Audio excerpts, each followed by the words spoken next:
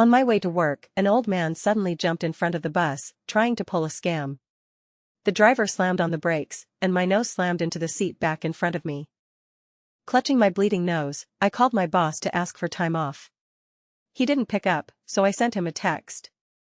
When I didn't get a reply, I decided to go to work injured. The moment I stepped into the elevator, I looked up and came face to face with my boss. The look in Song Wenjing's eyes was full of displeasure. Just getting in now? He probably hadn't seen my message. Boss, I ran into some. Before I could finish, his phone rang.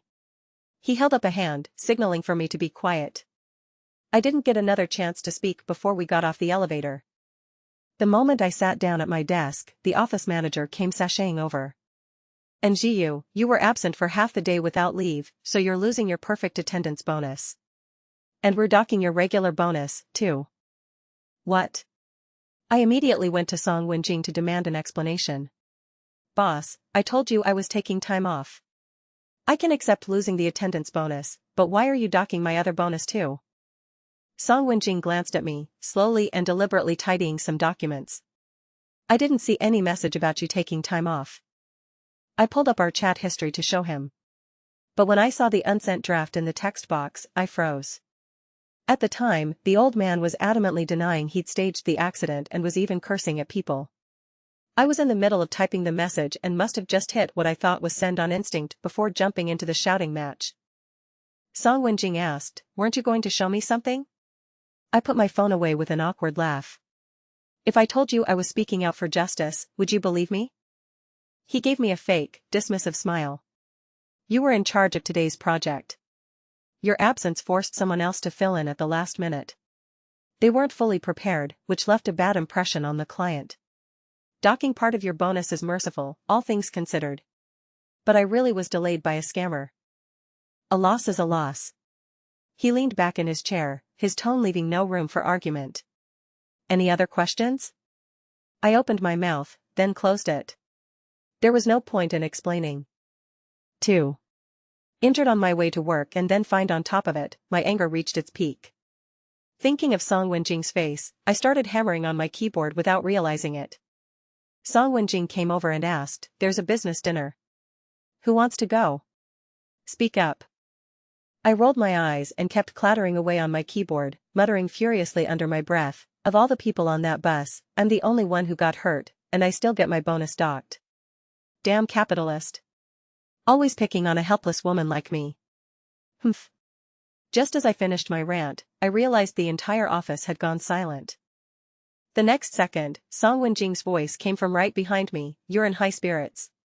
I jolted and turned to see Song Wenjing's thunderous expression. "And Jiyu, you're coming with me."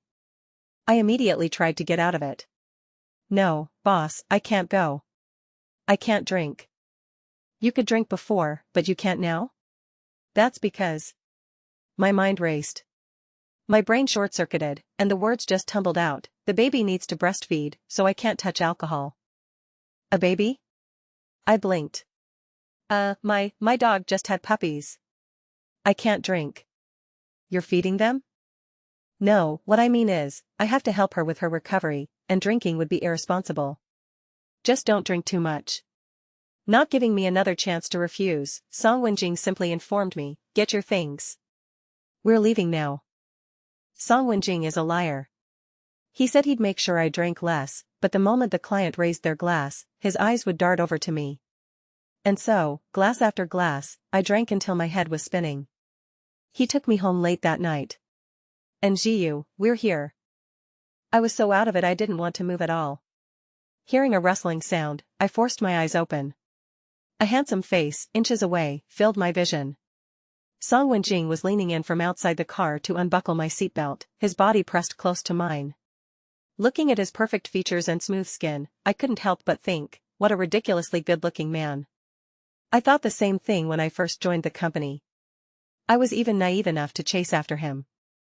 I never expected him to shut me down so directly. "Get rid of those immature ideas and focus on your work." And he did it in front of all our colleagues. From then on, my only impression of him was that of a blunt, straight guy who had no clue how to be gentle with women. Song Wenjing noticed I was staring and pulled back slightly, a corner of his mouth lifting into a smirk. I thought you might spill some secrets in your drunken stupor. Didn't expect you to just pass out. His handsome face had me dazed, but his words sobered me up instantly. He docked my pay, too. Seeing the playful glint in his eye, I blurted out, "You damn capitalist. Heartless, power-tripping bully." He just nodded, unfazed. When he saw I was too unsteady to stand, he scooped me up and carried me upstairs. The alcohol hit me full force, and my mouth wouldn't stop running. Docking my perfect attendance bonus, fine, I'll accept that. But my performance bonus, too? I did take the day off. I just forgot to send the request. I was hurt. Song Wenjing's steps faltered. He looked down at me. Hurt? Yeah. I felt wronged, my voice turning into a whine as I shoved my face close to his, poking at my own nose. I had a massive nosebleed. Get away from me. The moment Song Wenjing set me down on the bed, I grabbed his collar and threw up all over him. After I was done, feeling much better, I looked up at him, gave a dopey grin, and hiccuped. His tense face immediately darkened. I found a comfortable spot to lie down and turned to see him stripping off his dirty clothes. Under the warm lighting, the muscles of his broad back rippled. I scoffed. Then I fumbled for my glasses, put them on, and stared intently. When Song Wenjing was done, he saw me watching. He walked over and dabbed the spot right under my nose with his fingertip. Looking at the smear of red on his finger, he said meaningfully, "Hurt again?" Shit. I actually got a nosebleed from staring at a guy. This is mortifying. Outside the office, Song Wenjing's face was a mask of indifference, but the moment I stepped inside, that changed. He slowly loosened his tie, his gaze darkening as he stared at me. His shirt came off slowly. In the dim light, the muscles of his torso were half hidden in shadow. I'd never witnessed such an intense scene. My back hit the door, and I turned to flee. But my hand had barely touched the doorknob when he seized it. His chest pressed against my back, pinning me between him and the door. His breath ghosted over my ear. "Where do you think you're going?" he murmured, slowly lacing his fingers with mine. "Afraid I'm going to eat you up?" I turned to explain, but he just swept me into his arms and lifted me onto the desk. "Babe." His fingers moved to the buttons of my shirt, gently undoing them. He lowered his head, pressing a kiss to the shell of my ear, his warm breath ghosting along my neck. "You're not getting away today." His unfinished sentence gave way to bolder actions. I sucked in a sharp breath, and my eyes flew open. The familiar ceiling. My Samyed, Xiaobai, was sitting at the head of my bed. Seeing I was awake, he gave my face another excited lick.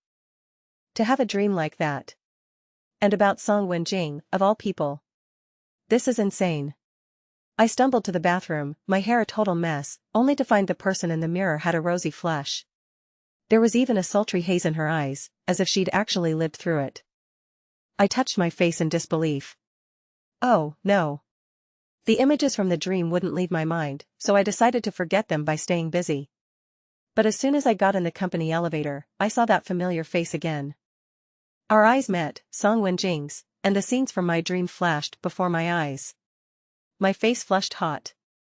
Seeing me just standing there, Song Wenjing held the elevator door and asked, "Aren't you coming in?" My heart pounded. I immediately broke his gaze.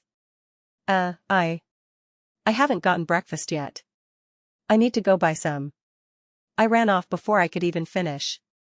The client was extremely satisfied with my performance, so Song Wenjing decided to treat everyone to a celebration dinner. He even gave me a special mention. "And Jiyu, your contribution was indispensable. What would you like as a reward?" I looked up to meet his eyes. The face from my lust-filled dream overlapped with the man before me, and suddenly, I felt like I could see a turbulent undercurrent hidden beneath his indifferent gaze. When I didn't answer, he tilted his head slightly in confusion. I instantly broke out in goosebumps. I immediately lowered my head, my eyes darting everywhere as I tapped randomly at my keyboard. A reward. There's nothing I really want. He suddenly leaned in close, and his presence so near made my whole body go stiff. He stared at my computer screen and slowly read aloud, "Help me, I can't take it, I totally can't take it." How could I have typed that? He tilted his head. "What can't you take?" Fangirling." "Right, I'm fangirling." I just can't handle it when it comes to my favorite celebrity. He stared at me, unconvinced. Is that so? Yes. And which celebrity are you thinking about so intensely during work hours that you can't take it? Song Wenjing straightened up, putting some distance between us. Since there's nothing you want, I'll just restore your deducted bonus. As for your perfect attendance, you had a valid reason, so we'll count it as complete. I stared blankly at his tall frame, and suddenly, his expression seemed to soften. He wasn't so unreasonable after all. Rose-colored glasses are a dangerous thing.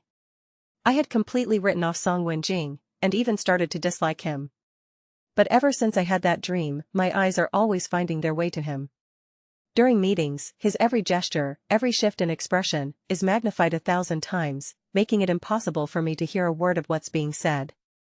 During his lunch break, he'd lean against the railing to smoke, the vapor curling from his lips, drifting past his nose, and dissipating around his eyes. Not a single subtle movement escaped my gaze. The feeling was even more intense than when I was first chasing after him. I feel like I'm turning into a stalker. The next time I was sneaking a glance at Song Wenjing, my supervisor, Lu Lu, blocked my view. Her gaze was sharp, she had clearly noticed something. And Jiyu, what are you looking at? I immediately looked away and said calmly, can't I just be spacing out? Lulu didn't buy it for a second. She leaned her hip against my desk. And Jiyu, don't tell me you're still hung up on Mr. Song. Haven't given up hope, have you? That's ridiculous. What proof do you have? That shifty look in your eyes is all the proof I need. Everyone knows you have a thing for Mr. Song. He already shot you down in front of everyone, it's pointless to keep trying. She rolled her eyes, sneering, and Jiyu, before you fall for someone, you should take a good hard look at yourself. He's out of your league. A person needs to have some self-awareness. With that, she gathered her documents and knocked on Song Wenjing's office door. After a voice from inside answered, she shot me a triumphant smirk before pushing the door open and stepping in. Through the blinds, the handsome man and the beautiful woman made a picture-perfect pair. My fingers tightened on my mouse. Lulu and I were childhood friends. We didn't come from much, but she always stood out with her tall, slender figure. Right out of college, she started dating a rich heir and left our hometown. A few years later, she came back in a BMW and asked if I wanted to come work with her. My parents didn't care whether her offer was genuine or not, they pushed me to go join her company. It was only after Song Wenjing rejected me that a coworker told me Lulu had secretly had a crush on him for a long time. Because of me, Song Wenjing banned office romances. Lulu began to resent me for it, taking every opportunity to taunt me. I knew it, too. A man like Song Wenjing, from a prominent family, who founded his own company at 22 and took it public at 27, was completely out of my league. That's why I constantly magnified how strict and impersonal he was toward me, to suppress the feelings that were starting to grow. So, I can't let a single dream rekindle them. I have to get rid of this beautiful dreams filter.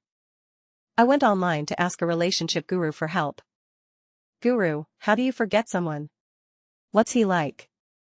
A clueless, uptight, cheapskate, damn capitalist. Are you sure you have a crush on him, and you don't just hate him? I'm sure. Alright, let me guess. You love him but can't have him, right? I was stunned. You're psychic. How did you know? Because people only badmouth those they can't have. He had a point. The guru said, the real reason you can't forget someone is because there's no one new in your heart. That made sense. If you can't forget them, replace them. And so, I began my plan to stay away from Song Wenjing. At the office, if he looked up, I looked down. I'd ask colleagues to drop off documents for me, and I volunteered for every business trip. I avoided any chance of making eye contact or being alone with him. I paid a fee at a matchmaking agency. The matchmaker asked me, do you have any requirements? Subconsciously, I wanted to list Song Wenjing's qualities, but then Lulu's voice echoed in my head. A person has to be self-aware. So, I changed my answer. Not handsome, not tall, no money, and not considerate. The matchmaker asked in disbelief. Honey, are you here for charity or are you just trying to slum it? I hadn't really thought about it that way. I just blurted out, no requirements, really. As long as we click. Sure enough, a few days later, I felt much more at peace. One day, Song Wenjing asked me to come to his office. I waited to go in with a colleague. But, as luck would have it, it wasn't a busy day, and no one else was heading to his office. I had no choice but to bite the bullet and knock on his door. Inside, I stared at his desk, avoiding his eyes. He stared at me without saying a word. After a long moment, I couldn't stand it anymore. Mr. Song. Ngu, he cut me off. Are you sick? No. But I haven't seen you around lately. My breath hitched. He asked, confused, you haven't been looking me in the eye lately. Do you have a problem with me? I squeezed my eyes shut, my head aching from my own overthinking. No, Mr. Song. I'm just completely focused on my work. Song Wenjing's eyebrow twitched. Completely focused on your work? I nodded. He nodded too, then looked at his computer screen and slowly read aloud, Ngu, 24 years old. Ideal partner requirements, non-smoker, non-drinker, not tall, not handsome, goes by vibes, and even a total loser is acceptable. I froze and looked up at him. Song Wenjing tilted his head slightly, raising an eyebrow. Willing to look me in the eye now? How do you have that file? His eyes glinted as he turned the monitor toward me. Because I'm your first blind date. What? I shot to my feet. Song Wenjing looked up at me and chuckled. So that's why you've been avoiding me. You're trying to get married. Meeting his bright eyes, my heart, which had just calmed down, suddenly started racing again. With my heart pounding like a drum, his gaze locked onto mine again. A flash of that long-lost flirtatious tension passed between us. I broke eye contact and turned my back to him, fidgeting awkwardly to hide my blush. This ridiculously cliché, drama-like plot was making it hard not to let my imagination run wild. No, I have to put a stop to this. Song Wenjing noticed my embarrassment and was about to get up to ease the tension, but I had already dialed the matchmaker's number. I don't want to be set up with Song Wenjing. Song Wenjing froze. The matchmaker was confused. Why not? That young man is a total dreamboat. I could tell you weren't like those other clients who treat me like a genie in a bottle, so I introduced you to the best one first. No way. Anyone but Song Wenjing. After hanging up, I noticed Song Wenjing's expression was terrifyingly grim. What do you mean, anyone but me? I'm screwed. I'd been so determined to keep my distance, and I'd just rejected him right to his face. Now he must think I've got something against him. When I didn't reply, he demanded, Ngu. Explain. I gave an awkward laugh and explained honestly, Mr. Song, when you turned me down before, I learned my place. Don't worry, I won't pester you again. A blind date would just be a waste of your valuable time. How could a nobody like me ever be good enough for you, right? He stared right at me, his expression not softening in the slightest. I could tell he was really mad. To ease the tension, I clumsily changed the subject. You're so exceptional, Mr. Song. I'm sure you have countless people chasing after you. Why would you need to go on a blind date? He didn't answer. After staring at me for another moment, he sat down. Never mind. You can get back to work. I practically fled his office. I don't know why Song Wenjing was going on blind dates, and I wasn't about to ask. Right now, all I had to do was keep my distance and find someone to replace him. When I met my second blind date, I choked on my spit. I'd told the matchmaker I just wanted to find someone I could see eye to eye with. She must have heard cross-eyed. The third was 4'7". The fourth picked his nose and farted during the meal. To sum it up, the normal-looking ones were crazy. The weird-looking ones were even crazier.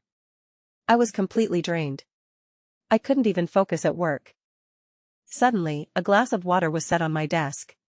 Song Wenjing sat down next to me, and I was so startled I shot bolt upright. How are the dates going? He paused for a moment. Met anyone you like? Oh, yeah, I lied. I've met a few great guys. I'm thinking of picking one to see how things go. The corners of his mouth visibly drooped. That fast? Yep. How about you, Mr. Song? I'm sure all those women were thrilled with you, right? He pursed his lips and suddenly stood up. I'll let you get back to your break. Watching him walk into his office, I felt a little bummed. With a reaction like that, did he get turned down? If a catch like him gets rejected, she must be incredible. When Lulu found out I was going on dates, she came over to taunt me. Well. Can't get Song Wen-jing, so you're lowering your standards? Planning to just get married and be a housewife? I guess that's the extent of your ambition. When I was chasing him, you said I didn't know my place. Now that I've stopped, you're still not happy. What exactly is it you want? I'm just surprised you actually took the hint. I guess you do have some self-awareness after all. I shot back, so tell me, Ms. Liu, when are you planning to give up on Song Wen-jing? Her smile froze. I said, you may have a higher position and a better figure than me, but Song Wen-jing is still way out of your league. You were so busy telling me to give up, you forgot to take your own advice. When is a toad like you going to give up on the swan? Lulu's lips thinned. How am I not good enough for him, she said through clenched teeth. If it weren't for you, I'd be his girlfriend by now. He's surrounded by powerful women and stunning heiresses. In terms of education, beauty, family, and class, there are countless women you can't hold a candle to. So why would he choose you? A girl's got to know her limits, Ms. Liu. She laughed, but it was pure rage. Her breathing grew ragged. After a moment to compose herself, she leaned in close. I may not be able to compete with them, she whispered, but at least I'm better than you. And as long as my life is better than yours, I'm happy. I looked at her furious face and didn't say a word. She was right. Growing up, we were always being compared. From our grades to how much people liked us, I always had a slight edge. It never bothered me, but it consumed her. She recommended me for the job here just so everyone could see how wide the gap between us had become. For the sake of a better future, I chose to put up with it. The company suddenly took on several new projects and got incredibly busy. Song Wen-jing was in a foul mood and always singled me out to work overtime. Lulu, of course, didn't miss the chance to kick me while I was down. Looks like someone's being targeted. I was starting to think so, too. The office lights were always on late into the night, and it was often just me and Song Wen-jing. He suddenly became incredibly picky, demanding a change here 1 minute and finding a mistake there the next. He even made me get him a glass of water. One night, after working late again, I was so exhausted I rested my head on the desk and dozed off. In a daze, I heard Song Wen-jing approach. I expected him to wake me up, but for a long moment, there was nothing. I opened my eyes and met his gaze. He was standing in front of me, looking down as our eyes locked. And Jiyu, do you hate me? Huh? Do you resent me for rejecting you back then? He didn't give me a chance to answer, launching into his own explanation. When you first joined the company, if your mind wasn't on your work, you would have never become a full-time employee. People would have thought you had ulterior motives. I admit I had my own selfish reasons. I used you to make an example of someone. I apologize. I sat up straight, my lips pressed together, saying nothing. So your way of apologizing is to target me? I'd rather you hadn't apologized at all. Song Wen-jing's expression softened slightly, a flash of triumph in his eyes. It's been so busy these last few days, it's made you put your blind dates on hold. I'm sorry about that. I waved my hand. It's fine. The matchmaker said I can go on 8 a day during the New Year holiday. His face instantly darkened. See? See? I knew it. He's just jealous that my dating prospects are better than his. Mr. Song, don't be discouraged, I consoled him. You're so exceptional, just a little, impersonal, ruthless, cheap, and a bit of a straight man. I clammed up before I could even get to his good qualities. The look in Song Wen-jing's eyes made me think he was about to tear me limb from limb. He closed his eyes and suddenly snapped, overtime. As I was about to get some coffee and get back to the grind, he changed his mind. Forget it. Go home. But just as I finished packing up my things to leave, he stopped me again. Wait. Is there something else? He scratched his head, holding back for a moment before saying awkwardly, it's nothing. You can go. Song Wen-jing was acting very strange. Noticing his cheeks were a little red, I instinctively reached out with the back of my hand to feel his forehead. Your face is so red. Do you have a fever? No, you don't. Are you delirious from exhaustion? He lowered his head to let me, his gaze deep and heavy. I think I might be sick, he said, taking my hand and pressing it against his cheek. The soft warmth of his skin sent a shiver through me, and the depth of his dark eyes made the scene from my dream flash through my mind again. And here we were, a man and a woman, all alone in the middle of the night. I snatched my hand back and stumbled backward. I stammered, unable to form a coherent sentence. Seeing him start to move closer, I turned and ran. Song Wenjing actually hit on me. This is so not right. I must be hallucinating from all this overtime. To forget what happened, I went home and downed several bottles of booze, only falling asleep once I was half drunk. But there was no peace to be found even in my dreams. Same familiar office, same familiar person. Song Wenjing lifted me onto his desk again, his words seductive. But this time I was lucid. I pushed him away and ran for the door. I threw open the door to find a crowd of dwarves holding up biscuits and calling my name, Njiu, come on, have a biscuit. Terrified, I stumbled back a step, right into Song Wenjing's warm chest. Njiu, be a good girl, he murmured. Don't let the dwarves carry you off. Then he slammed the door shut and pinned me against the desk again. And right at the critical moment, I woke up with a jolt. How was that even more intense than the last one? All that effort to forget was a total waste. The next day at work, my nose wouldn't stop running. Someone asked with concern, caught a cold? Probably because I took a cold shower this morning. I only looked up to see who it was after I answered.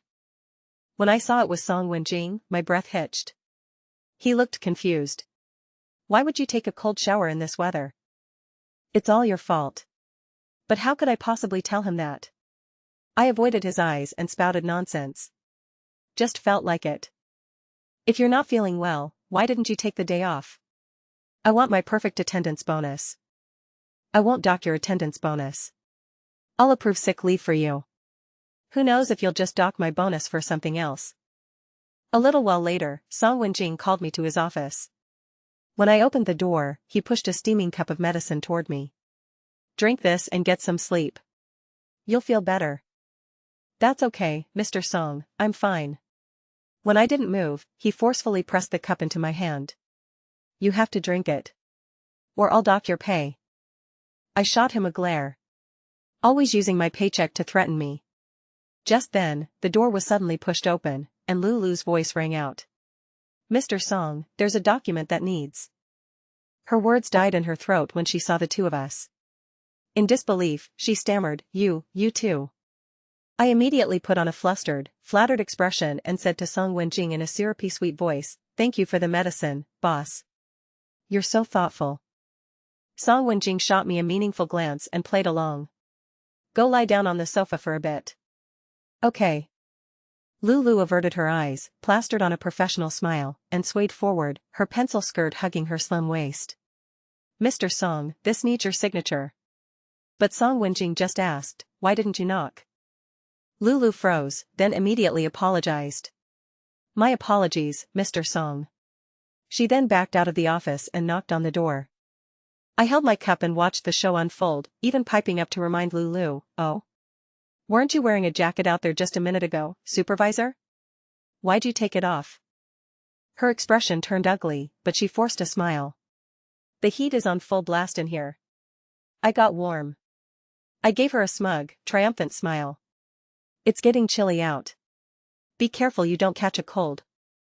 After Song Wenjing signed, he gave her a look that meant she could leave. Reluctantly, Lulu turned, shot me one last glare, and left. Once she was gone, I immediately set my cup down. If there's nothing else, I'll be going now. Wait. I pretended not to hear him and kept walking. Just as my hand reached the doorknob, his hand closed over mine. The feeling of him right behind me set off alarm bells in my head. That familiar feeling. I frantically tried to pull my hand away, but he used the motion to spin me around. My back hit the cold door. Song Wenjing's face was inches from mine, his warm breath washing over me as he spoke. Why do you keep avoiding me? Are you afraid I'm going to eat you up? Same scene, same lines. This is exactly how you devoured me in my dream. I shook my head frantically, trying to pull my hand free as I babbled, No, why would I be avoiding you? You're not some kind of monster who eats people, Mr. Song. His grip on my hand tightened, and he lowered his head, closing the small gap between us. Once, twice, every single time. You run from me like a hamster that's seen a cat. And Jiu, I don't know when it started, but you've completely taken over my thoughts. Haha, you've got to be kidding, Mr. Song. He sighed in exasperation, his hand coming up to cup my cheek. And Jiu, stop playing dumb. His fingertip traced a line from between my brows down to the tip of my nose. His face drew closer and closer, his breath growing hotter.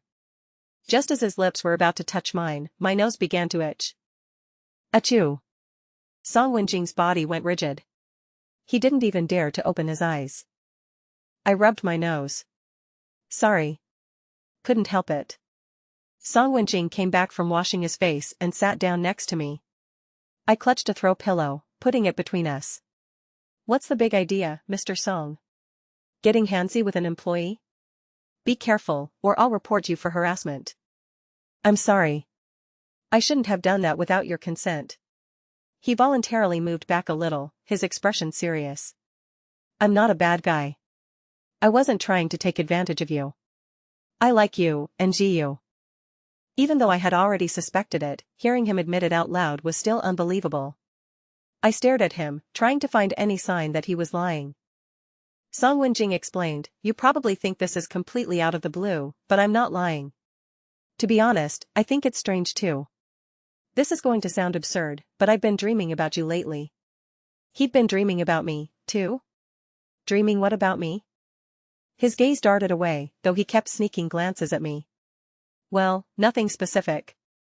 It's just that when I wake up, I find myself thinking about you. Wanting to see you. I saw the tips of his ears turn red. When I saw you go to that matchmaking agency, I don't know what came over me, but I went in and signed up, too. I even specifically requested a date with you, but you turned me down. I don't understand. I thought you liked me, so why didn't you want to go out with me? But I only went in the first place to try and forget you. The office was quiet. I watched Song Wenjing take a nervous, deep breath. And Jiu, I like you. Will you be my girlfriend? In all the time I had known him, I had never seen him look so anxious. But as much as my heart was racing, I forced myself to be rational. Song Wenjing, can you promise that you'll still like me after this dream filter of yours wears off? He froze. I asked him, are you sure this isn't just a whim? An illusion brought on by the novelty of it all? I thought he would deny it instantly. But in reality, he hesitated. He murmured to himself, a dream filter? My heart, which had been full of anticipation, plummeted. As I was leaving work, Lulu pulled her car up in front of me. Let's go get a drink. In a private room, Lulu raised a beer bottle and clinked it against mine. She chugged half of it in one go and let out a boozy burp, a stark contrast to the elegant image she usually maintained. Drink up. Don't hold back. It's been a while since we've eaten together. The last time was back in school, wasn't it? I never thought the next time we'd eat alone together would be like this. She put her arm around me and suddenly fell silent. To get close to Song Wenjing, I turned down my boyfriend's marriage proposal. He begged me to stay, but I wouldn't. I did everything I could to become the general manager, just so he would notice how hard I was working. But why you? Why were you always more likable than me, ever since we were kids? How could someone so ordinary get his special treatment? Tears welled in her eyes as she looked at me. And Jiu, I'm so jealous of you. I gave a small, bitter smile. The thing is, Lulu was actually very successful. All our friends, even my own family, praised her for how capable she was. So when Song Wenjing showed interest, I considered saying yes. I thought at the time that even if it was just for the novelty of it, I could still enjoy his status and position. I could use it to rub it in Lulu's face, to show everyone. To prove I could have a better life than her. But I turned him down. More than vanity and desire, I wanted a stable relationship. It was better to make a clean break than to constantly worry about him leaving me. That's why I told Song Wenjing, I'm sorry, I don't have feelings for you anymore. And so, I quit my job. Before the new year, I returned to my hometown. When my father found out I'd quit my job, he was furious. Lulu got you such a great job and you didn't appreciate it. My mother shot him a glare, then lovingly stroked my face and said, "It's okay to come home if you're not happy. Don't worry about it." My father's tone was still harsh, but he changed his tune. "What kind of company are you looking for? I'll keep an eye out for you." My eyes started to burn. Something close to home. I was shocked when I got the call from the matchmaker. "Honey, get dressed up. You've got a blind date." I ran all the way back home and I still have to go on a blind date? You can question my methods, but you can't question my dedication. This time, my blind date was, surprisingly, a real catch. A local, handsome and well-spoken, with an easygoing and interesting manner. When he was taking me home after dinner, we ran into my mother, who insisted on pulling him inside to chat. She grilled him on everything from his parents' opinions to his plans for the future. My mother was thoroughly impressed. As I was seeing him out, I apologized, embarrassed. "Sorry about that, my mom's a bit enthusiastic." To my surprise, he didn't mind at all. In fact, he said he liked that kind of family atmosphere. "I got a really good impression of you, missin'. Would it be okay if I asked you out to dinner again?" Figuring it couldn't hurt, I agreed. On the day of our date, he came to pick me up. He stepped out of his car with a bouquet and offered it to me. Just as I reached out to take it, another car pulled up right behind his, and the driver got out. I glanced over, and our eyes met. When I saw that incredibly familiar face, my outstretched hand froze. Song Wenjing? Song Wenjing stared at us, stunned. "You." He stammered. My parents, who had been watching the scene unfold, asked me, "Xiao Yu, who is he?" "My former boss." "Oh, your boss. Welcome, welcome. Since your boss is here, we can postpone the date. We should entertain our guest first." Hearing the word date, Song Wenjing's expression darkened. He glanced at my blind date and asked me, "How long have you been seeing each other?" I quickly shook my head, denying it. No, we're not seeing each other yet." His eyes narrowed dangerously. "Not yet? Meaning you're close?" Now everyone could tell something was off. I shot back, "None of your business. What are you even doing here?" He pressed his lips together, a sudden look of hurt on his face. "We used to work together. I just came to see you." With that, he opened his trunk and pulled out a pile of gifts. From food and fruit to clothes and nutritional supplements, he hadn't missed a thing. Finally, he handed me a gift box. It had been a while. When had he become so generous? Dubiously, I opened the box. When I saw the glittering gold necklace, ring, and bracelet, along with a golden rose, I was stunned. My mother looked at the gift box, then at me, and finally at Song Wenjing.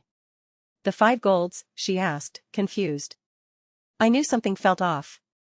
I immediately tried to shove the box back at him. "This is inappropriate, Mr. Song." He pushed it back into my hands, saying earnestly, "It's not the 5 golds, it's just a gift. I never knew what you particularly liked, so I bought this. I hope you like it." I pushed it back again, refusing. "I still can't. It's too expensive, I can't accept it." Seeing the two of us pushing it back and forth, my mother suddenly snatched the box away. She sized up Song Wenjing and asked, "You're not here to ask for her hand in marriage, are you?" "Mom, what are you saying?" I immediately covered my mother's mouth. "Don't say things like that, Mom." Thankfully, Song Wenjing shook his head. "No."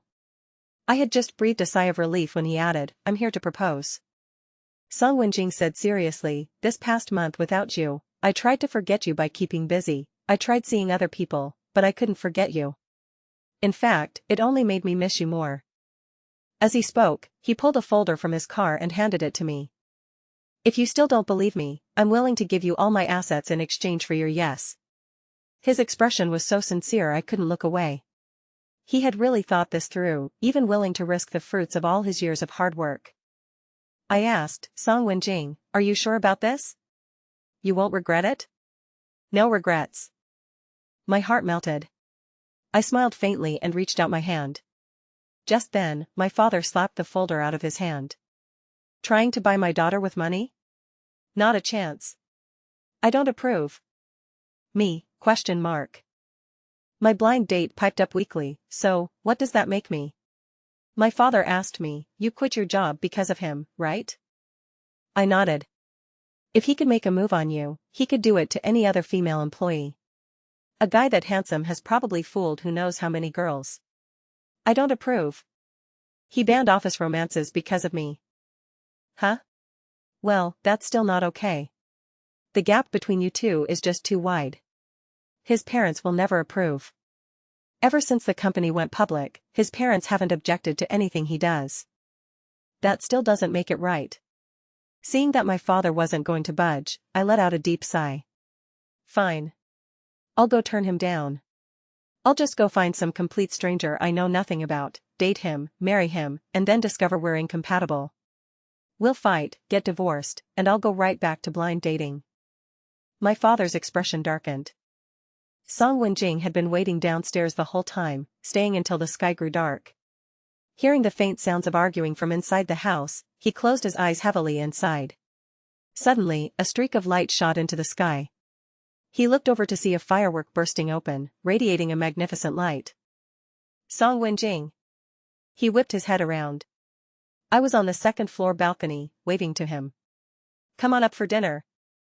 As fireworks bloomed one after another, their brilliant glow lit up his face. The corners of his eyes crinkled as a smile spread across his lips. Okay.